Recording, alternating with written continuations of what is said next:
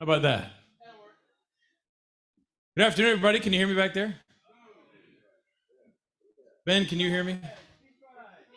What did I say? Welcome to the garage here at the Cade Museum. Happy New Year, everyone. This is our January 10th meeting. 2023. It says 2022 on my script. I'm still doing that myself. I'm Tom Collette, your Sergeant at Arms, as we begin our meeting here today of the Rotary Club of Gainesville. Welcome. Guests, visiting Rotarians joining us on Zoom, please identify yourself in the chat. If you're watching this after the fact on YouTube, please register your participation. Send an email, info@rotarygainesville.org. We begin our meeting here in this new year, as we do every meeting, with a joke, a song, and pledge. He's back, Pete Enwall. Okay, I've noticed that this is a really powerful microphone. I have no joke today. I just wanted to tell you about. Just want to tell you that I formed my New Year's resolutions, first of the year, and talked to my family about it. One of them was to get out of the habit of procrastination that I have a terrible habit of. And so I talked to my family and I thought about it. I think the best thing for me to do is to postpone starting it until next week. Or next year. That's it. We're going to sing God Bless America, Happy New Year to everybody. God bless America, land that I love. Stand beside her and guide her through the night with the light from above. From the mountains to the prairies, to the oceans white with foam. God bless America, my home, sweet home. God bless America, my home, sweet home. Join me in pledging, there it is, pledging allegiance to the flag. I pledge allegiance to the flag of the United States of America and to the republic for which it stands, one nation, under God, indivisible, with liberty and justice for all. Thank you, Pete. Please remain standing now for our invocation offered here by Lori Vidal.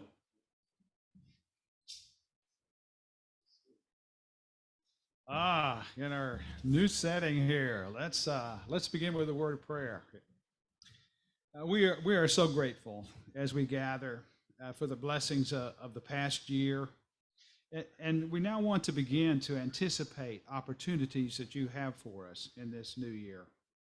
And as we meet for the first time in 2023, it is fitting to be putting our focus on the Wild Game Feast, one of the most successful of all the projects that we do. We desire to have your hand of blessing placed on our planning, our preparation for another home run event with this upcoming Wild Game Feast.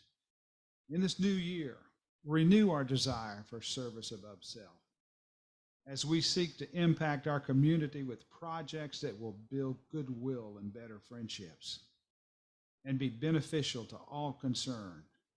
Give us fresh, enthusiastic spirits as we jump into the new year. I pray in your name. Amen. Recording in progress. Thank you, Lori. If you're part of our membership, please go ahead and take your seat. If you're visiting us today or a guest of one of our members, you and your member, please stay standing. Jason Shank has the microphone to bring to you. Are we ready for this? Connie and Bob Crane from Iowa, or you guys are probably getting tired of us by now, but we come here every January, February, and March, obviously to get away from Iowa and enjoy our in-laws, son, daughter-in-law, and so forth. So we bring greetings from Iowa. Everything's pretty good shape up there, and that's about it. No more speech.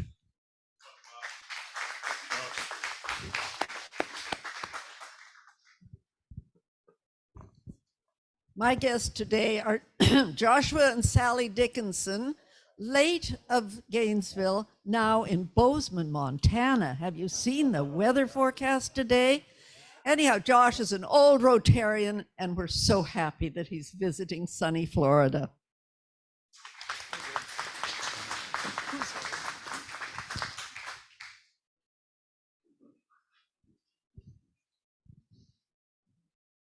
Is that it, Jason? Okay, welcome to all of our visitors today. We do have, just checking out our agenda here. Let's go ahead, before we get to our announcements today, let's bring up Pete one more time to recognize our January member birthdays. Pete, come on up. He's going to sing, Here Are the Birthdays for January. If you are here today, bring your dollar to Greg Young, please. He's collecting that. Jacob Atem, Mary Beth Kosmicki, Cynthia Brochu, Craig Carter, Steve Dalton, George Fletcher, Rennie Henderson, Mia Jones, Clayton Coleman, Robert Lash, Adam Lee, Thomas McCallum, Dwight McKee, Robert Mounts, Joe Kim, Naomi, Karen Polifo, and Jenny Van Hart. Let's bring Pete back up to sing Happy Birthday. Okay, so before we start, I'd like to start a new tradition. And two people, I like two volunteers that go, Happy birthday to you, like that. Okay, can I have two volunteers? There's one. Got another one? Two, got two. Okay, ready? We're going to sing Happy Birthday. Happy birthday to you. Happy birthday to you. Happy birthday, fellow Rotarians. Happy birthday to you. All right. Thank you very much. Now we do have a series of announcements for the good of the membership. First up, Jeff Montgomery. Where's Jeff? Well, we'll have to procrastinate on that. Yeah. Greg's timing me. I have 1 minute. 1 minute. Does anybody know what this is? That's right. This is Paul Harris Fellowship Award. It's very cool. You may remember, those who may not have been here in Christmas, I challenged us during the Christmas party to do something generous, something wild, a little bit crazy for Christmas for someone less fortunate. And I put my card in and gave out my cards to everyone. And I've gotten, I think, 14 responses so far.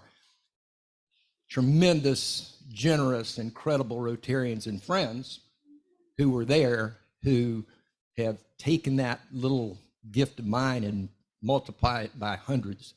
And it's been very gratifying. So please, I have more cards on my desk. If you have done something really cool over Christmas and you want to enter to win this Paul Harris Fellowship Award for free and designate anyone you'd like to have this award, please see me. I've got cards. I'd like to have another. We've gotten, I think, 14 responses so far. I'd like to have more. So please get in touch with me. The winner gets to be a Paul Harris Fellow. How many in here are Paul Harris Fellows currently? Can y'all just raise your hands?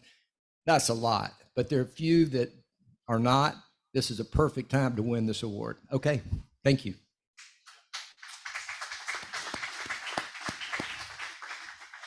Thank you, Jeff. Up next, TJ Pichet.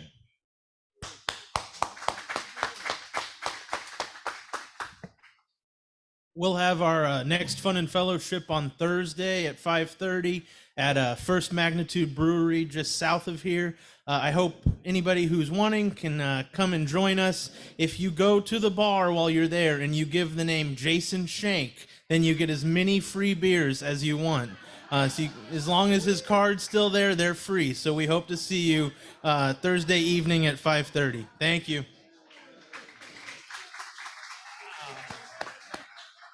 Really? Beers on Jason. I like it. What are you, an extra in Maverick or something? Up next, Helen Gilstrom. I need to talk to Jeff's agent. I only got 30 seconds. He got a minute. Okay. Next week is the last Mighty, and for the corner drugstore, we have people bringing in food. We have toiletries. We have been collecting a lot of money, but we definitely don't want Kathy to leave any money on her challenge grant. We're getting very close. We took in 33 pounds of food after the Christmas party. We got a whole bunch more next week, last time. Thanks.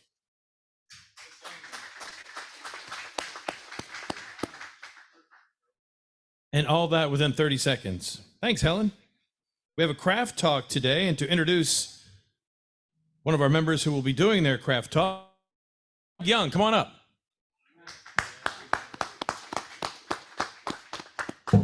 Thank you, Tom. Appreciate that. I'm going to move this out of the way. And Kim, so glad you are here today to give us your craft talk. It's my pleasure to introduce you. And many of you may know Kim from the community.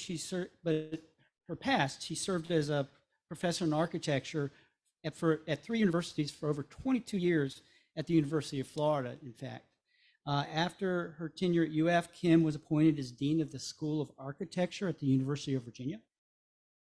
Has served in leadership roles in several professional organizations in her field, and also served as the chair of the UF Faculty Senate and as on the University of Florida Board of Trustees. In her field, Kim advocates for the triple bottom line of ecology, economy, and social equity in architectural design.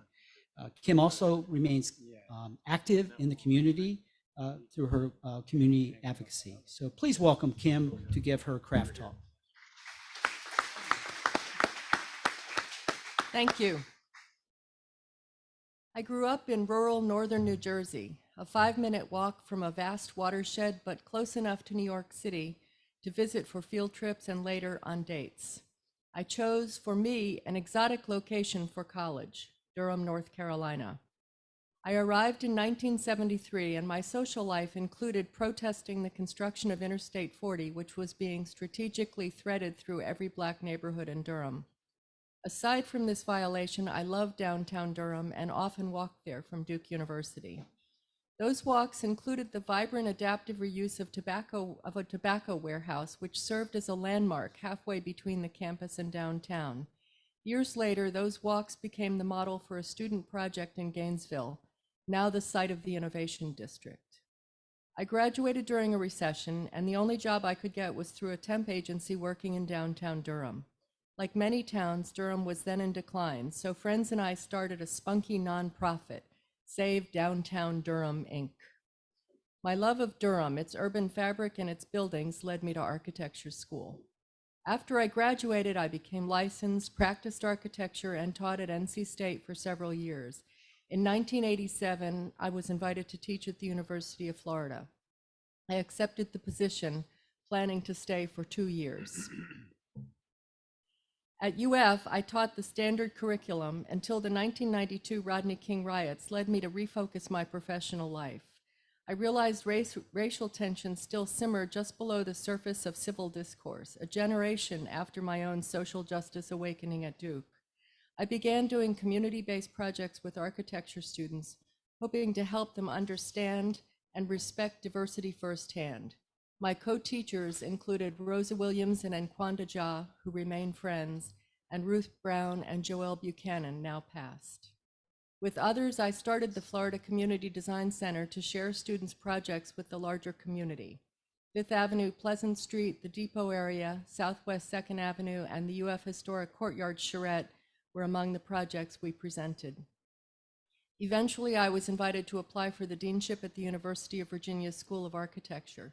My job talk included references to the Rodney King riots and to the Florida Community Design Center. I was thankful to be selected and very grateful that my husband, Rod McGalliard, closed his law practice to move to Charlottesville with me. After a rewarding term as dean, given the choice of staying in Charlottesville or returning to Gainesville, we chose to return. I continue to advocate for local urban design efforts, including through monthly newspaper columns. I've also developed an active art practice, and I cherish this time with my husband, our cats, our friends, and this community. And thank you for inviting me to join you.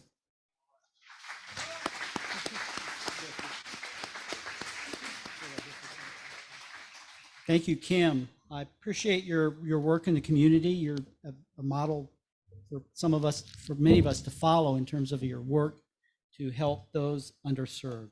So as a new member of the Rotary Club and having given your craft talk, I'd like with the four-way test plaque, which espouses the 4 tenets of what we say and do in all that we do in Rotary and as in our daily lives. So with that, thank you so much, Kim. Thank you very much. Yes.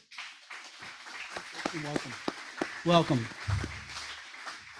I will say we have many new members that have joined in the last several months. So please reach out to them. If you're a long-standing member, please reach out to them and make them feel welcome. That would be wonderful. Well, welcome back, everyone. It's so great to see you all here today in our new location after the holidays. And I want to say hello to those on Zoom as well. I hope all of you had an enjoyable holiday and it was relaxing and not too stressful. I want to thank everyone who responded to the request for the do-goodery giving, considering upping your amount that you give on a quarterly basis. Through these dues, quarterly dues, this helps our club fund local organizations that we support and the good works they do and projects that we want to undertake. And so I want to thank you all for having those that have given. And if you haven't, please still consider that and contact me directly, and I'll be happy to give you any information you need to understand what I'm talking about with do-goodery. At last evening's board meeting, I should say, we discussed ways in which we can clearly outline things that the do-goodery money is going to. And in the next few weeks, you will see a presentation regarding that will show you where these funds are dedicated towards in our community. And at this point, I think I'm moving on to let John Thomas come up. And John has stepped up in a major way for our club this year, in that he will be heading up our club's signature project, the Wild Game Feast. Along with the other Rotary clubs of Gainesville and through our foundation, we have raised over $2.5 million in our community for local nonprofits. And thank you. Thank you. I don't think so, John. It is an honor to be asked and a major responsibility to be the feast master for the Wild Game Feast, and John is up to the task. So please welcome John to give his presentation.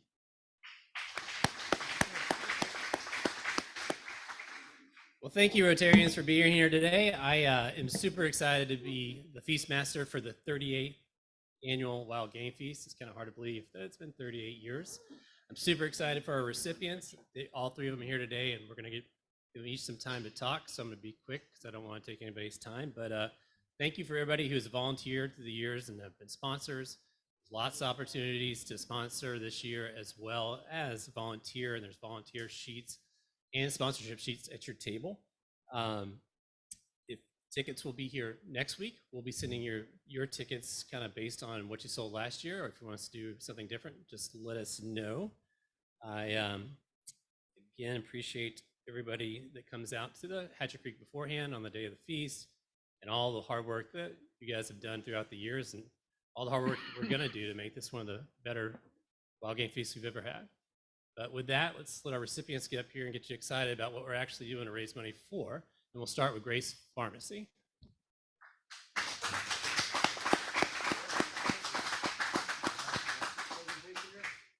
We got it. Presentation. Clicker's right there. All right. And I got you up. Hello, my name is Tim Rogers. Oh, I was hoping I was going to be tall enough my bald head would be cut off the screen there. I am the one of the founders of Grace Pharmacy and Grace Healthcare Services.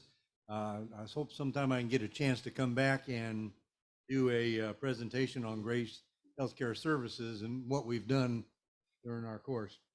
So I'm the pharmacy director, and Dr. Harvey Rolling and I can only have 45 minutes to talk, John, is that right?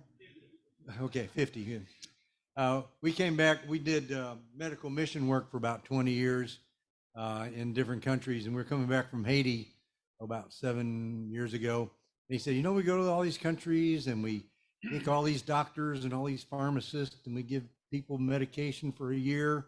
All this is no charge. He says, Alachua County, we got 11 different places where somebody can go and see a doctor at no charge and no place to get drugs. What to go see the doctor if you can't take the medication to cure you? And he says, we need a pharmacy, a free pharmacy. And I said, well, that's fine, Harvey. Just one problem is in the United States, we got something they call laws, you know, and so we have to go through all these permits and file corporations and stuff like that. And he said, well, let's do it. And I said, okay. So we opened up about 6 years ago with the Grace Pharmacy. It was our second endeavor. Our work in Nicaragua and Haiti and other countries was our first thing.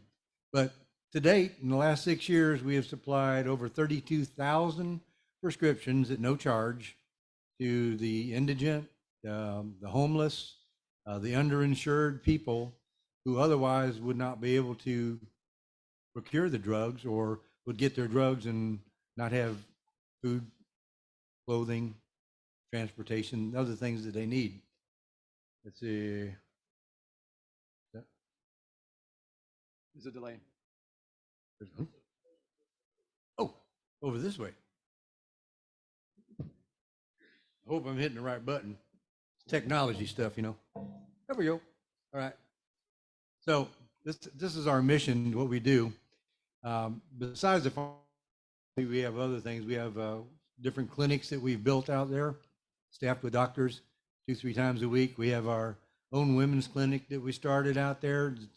It's just a twice a month thing, but it has all the high-tech women's clinic needs out there. I need to recognize Lori Davis here. She is our Chief Executive Officer, and she kind of handles all the business stuff for us now. Because Harvey and I are just medical people, and we don't have good heads for that stuff, nor the time. So let's see, am I going the wrong way? Yes, that's okay. All right. So that's the story. It's just about what we're doing. But what we're here for today, if I can show this to you here. This is what we have now. We're located out of Grace Marketplace, and selecting the name Grace Pharmacy was not a good idea because people think we're part of Grace Marketplace. We're not.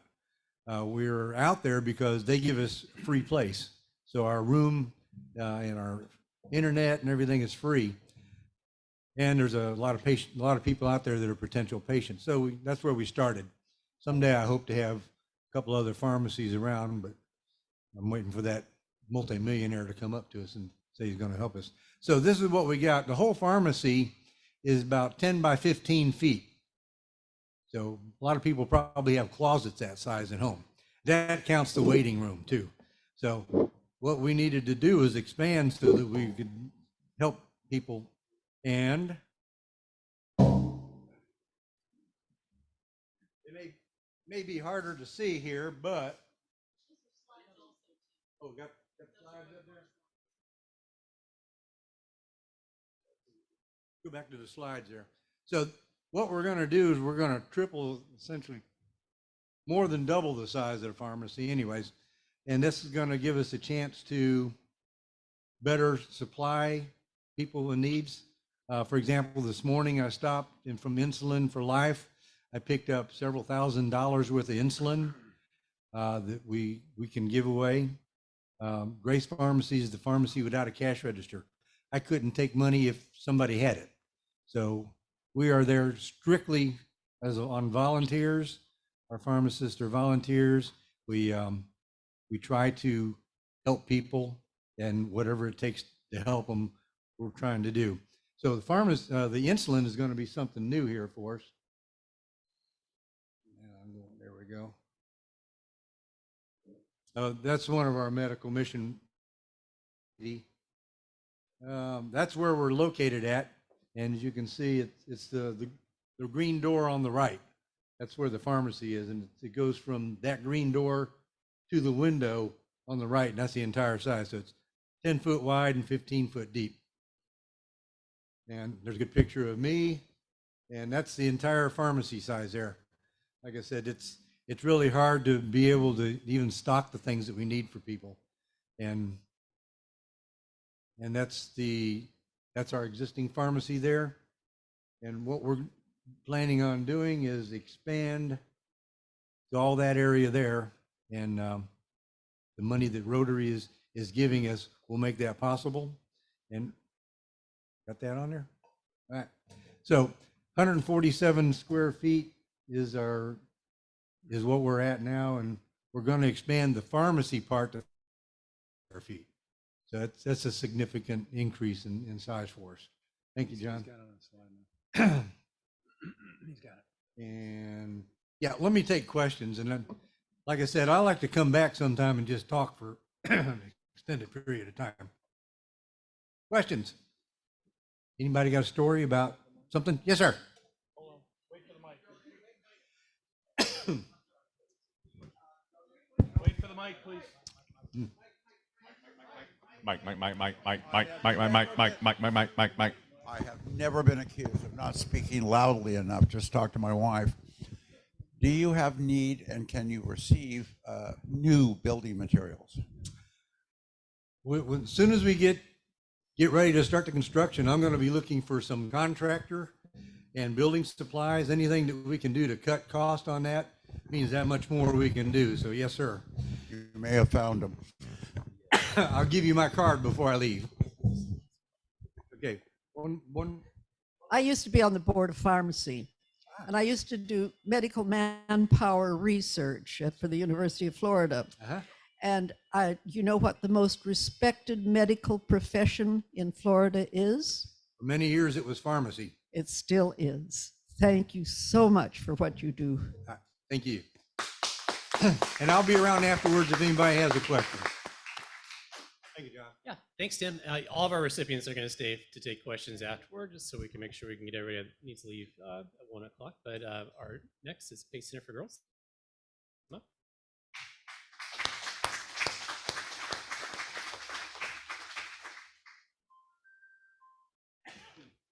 Okay, we've got it.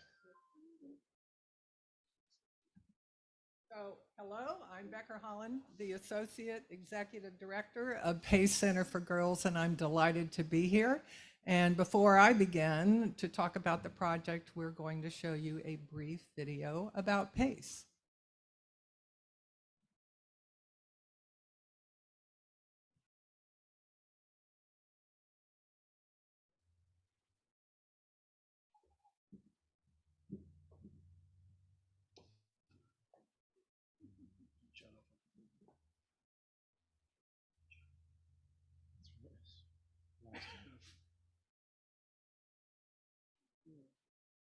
We love technology when it works perfectly, don't we?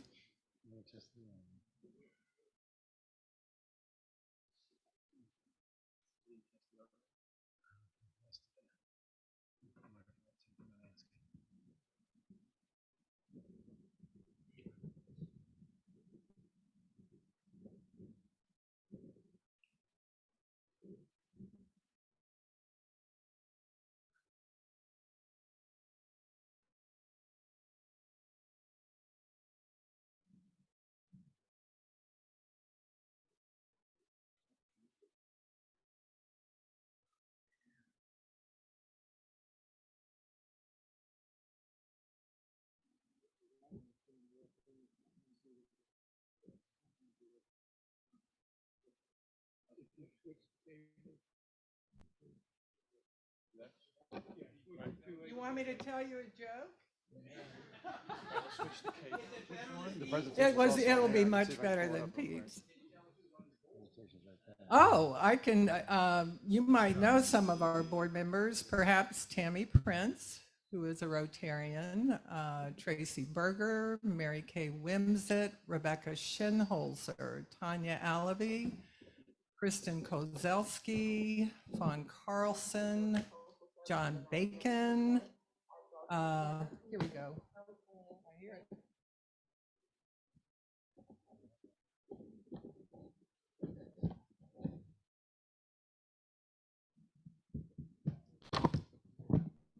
So some of those names might ring a bell.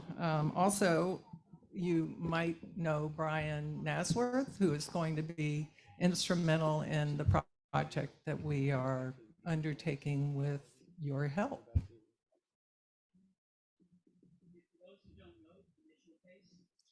The mission of PACE is to provide girls and young women an opportunity to find their voice through education, advocacy, counseling.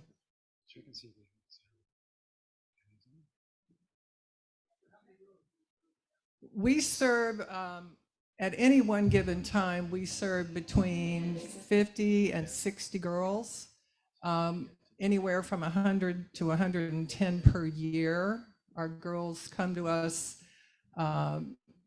with learning losses and with severe trauma and work through their trauma and then catch up academically with the help of really extraordinary teachers and counselors. So an average stay for a girl is 18 months to 2 years. Ready? Okay. PACE Time for Girls is a place for second chances. Our girls come from a very diverse background. We deliver social services and academic support. Our girls get therapy, they get counseling, they are inspirational, brave, and they deserve a second chance at life. I was flunking all my classes, skipping class. I just never wanted to go to school. I got kicked out of public school, and I just felt like it was just all over. I think the most important thing about PACE for Girls is that we have the ability to truly meet the needs of our girls and meet them where they're at. When I was in public school, I was behind. They gave me a plan. They told me this is your date, this is when you'll end, and if you want to move faster, you can. We make sure that we have a 14-to-1 ratio so girls have individualized academic support. Most of our girls come in at least 1 year behind in school. We want to get them caught up, but the only way to do that is to really make sure that their basic needs are met. PACE also provides programs that help the girls address their trauma in a positive way and programs that are designed to really enhance the overall well-being of the girls. When they graduate from PACE, they have the skills necessary so that they can be successful. I used to fight, so it taught me how to control my anger. One of the strategies I learned was iceberg. It taught me to like really get to my breaking point. It's consistent and it's helping you to open up and tell people how you feel instead of bargaining I love you until you basically explode. Trauma does not mean that this is the end of the road. Those challenges could also create resilience and persistence. I'll give an example of a girl who was battling cancer and got really behind in her schoolwork. When she came to PACE, we helped her get caught up and counseled her through the trauma of being sick. And she is thriving in her life. I was fortunate to meet a young woman when she was about 10 years old in the foster care system. And it was at PACE that really her life was transformed. So for many of our girls, they're already coming in with trauma from the past. And then when the pandemic hit, that was another added trauma. Their basic needs shifted. We were delivering groceries. We were making sure that girls had what they needed in order to live. I want to start off by thanking the entire community for investing the way that you did and to continue the investment because we're still recovering from this in many ways. And all the things that are going on in the world, how they are affecting our girls. We want to make sure that not one of our girls gets lost. Not one of them. The PACE Center for Girls, they were really supportive and very willing to give out opportunities to girls like me that thought that I wasn't, I guess, good enough, and they thought I was great.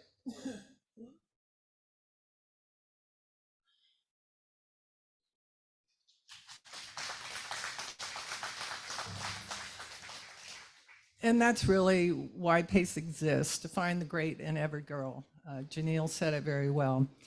And you can see from that video, we protect the mental health, the social, emotional growth and well-being of our girls. We watch out for them academically. And the sort of the last bucket that we need to address is the safety of our campus to ensure that every girl who comes there is safe and has a place where she can heal from her trauma, catch up academically, and really become her best self. We've all been hearing over the last years about all of the gun violence on school campuses. PACE is located down 4th Avenue, just a few feet off of Waldo/Williston Road. Several years ago, we had a campaign and we built a new butterfly center. And at that time, we secured the perimeter of our campus. But in the wake of school shootings, we had GPD come in and do ALICE training with us. Does everybody know what that is? It's what are you supposed to do if somebody comes on campus to do harm? ALICE stands for alert, inform, alert, lockdown, I can't spell, inform, counter, and evacuate. And when the GPD officers assessed our campus, they had several recommendations. And do you have the PowerPoint somewhere? We began with the easy ones, securing the front entrance and reception area of the campus, and also, that's all right. Got it? All right, let me see if I can, wait, you said point at the laptop, right? Whoops. I pointed too hard, I guess. It's all right. We can go without it. Anyway, we secured the entrance, the reception, and the front admin building. And we also added security doors to the 7 classrooms that we have in the classroom building. The second phase was to go a bit further. And the E part of ALICE, evacuate, was not going to be possible given the configuration of our classroom building. We have 7 classrooms. They are connected on the interior by interior doors, but the only way to get out is to come into the hallway. GPD suggested that we have emergency exits on 3 of the classrooms because one class can go to the next one to go out of the back of the building. There was also, when we built the perimeter fence, we put an exit gate there so that if we had to, we could evacuate the campus from the rear of the classroom buildings. So that will be what you are funding, along with, there is one small part of the fence that is not finished, and that is near the dumpster. So we're going to close that. And we've also had problems with, because of our location, we are a prime party on the weekends and at night after hours. Obviously, GPD cannot patrol our campus. They have bigger fish to fry. And so part of the funding will also go to purchase and install gates across the driveways to hopefully discourage partying at PACE. Oh, there we are. Sorry. Well, I keep skipping. There we go. So you can see the classrooms, that's the hallway, those are the doors. It spills out into an existing hallway. Your funding is going to allow us to put doorways in the back. And that's just a picture of our parking lot. So you can see that it invites partying. It's got a festive spirit about it. So we are going to close that and our other existing driveway off so that we can further secure the campus. We want our girls to feel safe at all times, and we want to make sure that the building is safe, their information is safe. It's just a matter of time before somebody decides to take a peek at what happens inside PACE. So thanks to you, that's going to be far more difficult.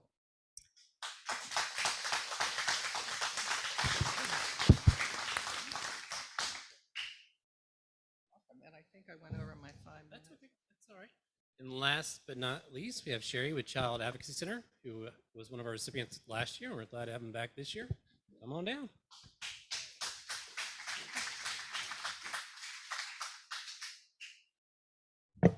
Hi, everyone. I'm Sherry Kitchens. I am the director of the Child Advocacy Center in Gainesville. We serve Alachua County children who are reported to be and have been abused in our community. We were recipients last year of a giant renovation project, and our partnership with Rotary gave us so much energy. We hope that we gave you guys as much energy as you guys gave us. Our facility, we have been able to serve more children, we've been able to expand, and we've been able to accept more donations. So your ability to help us in so many ways, it far exceeded what we ever thought. So thank you for that. So when you come into our center, this is what it looks like. Child advocacy centers are designed to be child-friendly locations to help children who've been abused during the investigative process, through the healing process, sometimes through the criminal justice process, and beyond that. And so you can see our place is really child-friendly and inviting to kids. So we provide a number of services. We are the collective, collaborative entity that brings together law enforcement, Department of Children and Families, State Attorney's Office, Guardian Ad Litem Program, Partnership for Strong Families, the UF Child Protection Team for the medical, and many others. Those that are really designed to help child abuse victims in our community. Many years ago, Rod and Dee Dee Smith started our center because they noticed that a lot of the agencies didn't know each other, weren't collaborating, weren't sharing information, and we're kind of the hub for that kind of collaboration and communication to happen on every child abuse case. We also provide case staffings to make sure that everyone's sharing information through the life of a case. Sometimes cases are brief, a few months, and sometimes they can last years. And so to keep folks interested, invested in sharing information only benefits those children. We provide forensic interviews so children don't have to be interviewed about the abuse and the trauma that they experienced at law enforcement agencies.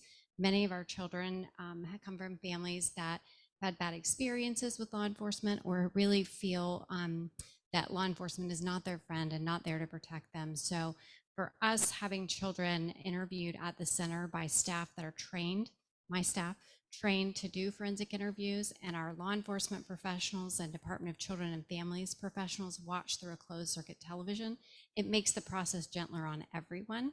Most of our law enforcement folks really appreciate that we do the forensic interviews. It helps them work their case and focus on the case and keeping the children safe. And we provide that child-friendly interview to find out what happened. We also provide advocacy and case management. We go to court with children. A lot of children are still required to go to court and testify at some level. It's pretty scary. It's pretty scary for adults to do that. We also help families with food, clothing, housing, shelter, kind of basic needs. Every child who comes to the center gets an advocate. And then we also have a very robust therapy program. We have 12 therapists on staff, and they provide evidence-based trauma therapy for children as long as they need it at no charge to families. We served 2,101 children last year and 1,710 caregivers. And so we have grown quite a bit in the last several years. And unfortunately, we're still not reaching all of the children. And so we are looking for ways to expand our services. And again, Rotary is a partner in helping us do that this year. We also serve children who have been commercially sexually exploited or trafficked, and children who have been impacted by pornography in our community. So we have requested and appreciate so much the Rotary's interest in supporting our last renovation project. We bought our building in 2017, moved in, paid it off in 2020 with a wonderful capital campaign, and then we had renovation work to do. And so our kitchen is our very last space in our building that needed to be renovated. And right now we've got broken cabinets, broken dishwasher. You can't open half the cabinets. There's nowhere to store anything. It's a pretty non-functional, outdated space. This is what it looks like currently. I can't wait to, in the future, show you the pictures of what it's going to look like. It's going to be beautiful. Mainly what we're doing is this will completely be gutted, and there will be enough cabinetry for our supplies. We provide snacks and juice for every child who comes to the center. A lot of times kids come to us from school or after school programs and they're hungry. Also, when children are asked to talk about what happened to them, if their tummies are rumbling and they're thinking about how hungry they are, they may not necessarily be that open to talking to us about what happened. So we always provide those for the kids.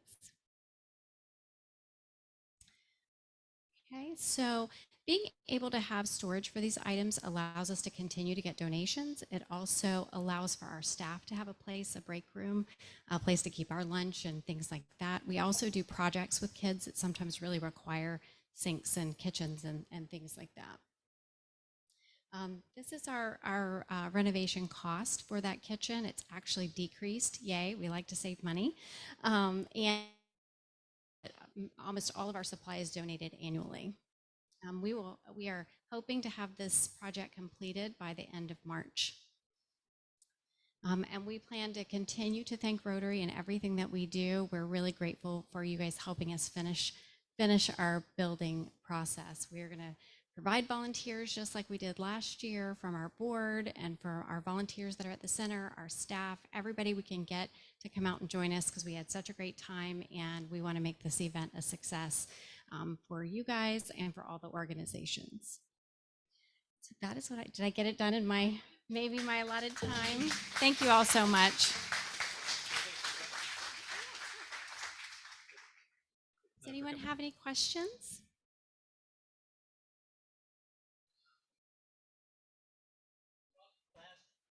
Yes.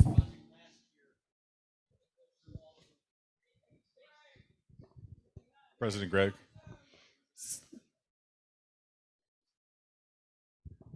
I should know better. Sorry. So the project last year involved creating more space for more, so you could have more people attend your services that needed them. Correct? Right. So our building constitutes a suite A and a suite B. We were renting suite B out for additional income, and our services grew so fast during the pandemic that we needed more space to provide therapy for our children, as well as a clothing closet, another waiting area, and a place to receive donations from the community. So we've been able to do all of that, gutted suite B and developed a clothing closet. We have 2 additional therapy offices, and we have a room to process donations to be able to get them in and get them out quickly to the children and families who need them. And it's beautiful. Come see it. Hey, Sherry, my question is really for the benefit of Feastmaster JT. I just want to get your commitment that we're going to have that same level of in-person help out at the site, that same, you guys were great. You and Jeff Quigley, you guys were there at the cleanup and preparation. You guys were great to partner with last year, so I'm looking forward to that. Well, thank you. Yes, you have our commitment for that. Everyone's really excited. Feastmaster, we need some dates. We are ready to go. We've got folks that are chomping at the bit to sign up to come and help. We'll be there before, during, and after. Thank you. So actually, February 4th is our first work day, so I'll make sure you guys have those dates. But can we get a big round of applause for all of our recipients? Yeah. All of them have great missions and great projects, and that's why we do what we do. So Dig Deep sponsor, come out and volunteer, buy lots of tickets, bring your friends, bring their friends. Thank you very much, guys, for coming.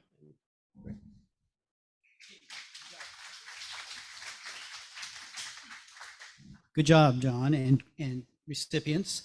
We look forward to another successful year, Wild Game Feast, that takes full club support of purchasing tickets, for friends, for family, yourselves, and also if you can be a sponsor, please consider being a sponsor, or if you know of an organization that would like to do that, please let JT know, and we'll get them in the loop. Again, like Past President David mentioned, Child Advocacy Center, you guys were big partners with us last year, all through the prior, during, and after. So we look forward to that kind of commitment from all of our organizations as much as you can provide. So that is a big part of what we enjoy about this event, as well as giving money to the community for organizations like all y'all's. So thank you.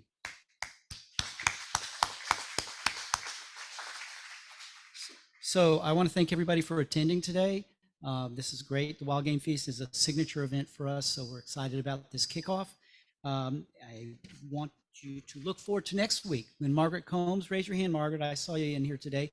She will be hosting ROTC Recognition Awards, ROTC Recognition Awards luncheon next week, so please plan to attend for that. Quote of the day, everyone can be great because everyone can serve. Martin Luther King Jr. The lucky number for today is last 3 digits, 242, and